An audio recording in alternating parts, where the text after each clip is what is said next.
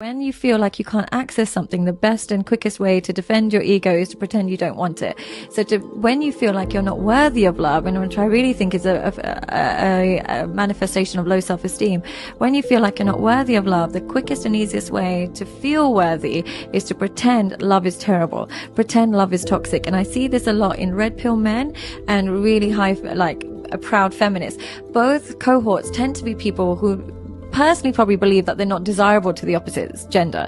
So the only way to get rid of that feeling of like being undesired is to pretend you don't desire the opposite gender. That is actually absolutely right. When there is past trauma or some really deep-seated issues with self-esteem and confidence, you start showing up a certain way. And what happens is the world reflects back to you the energy you're projecting. If there are past incidents that have traumatized you from the opposite sex or the sex that you're going for, and you keep showing up in a way that either you're afraid or you're defensive or you're already assuming that the other person is terrible, well, that's the way that they're going to show up, and it reinforces your beliefs on the other person or the world. And so then you start giving up, and then you start thinking, well, people suck and I just can't figure it out. And so then you start to find a community that accepts you, because as human beings, we're social creatures. We're always looking for belonging and acceptance. If the opposite sex, the sex that you want to get in good with, is not accepting you, you're going to form or find a community that does accept you. And then you start tricking yourself into thinking it's not me, it's them. And that's how you self-soothe, which is so sad, because what that basically means is that you've given up. And it means that you have written off a complete part of your life, and you've written off a complete population of people that you may have had amazing connections with. But because of your past, because of your insecurities, because of what your reality has been, you are now shutting off any potential for the future. If you want to get help on this, you can, but you have to be willing and wanting and truthfully coachable.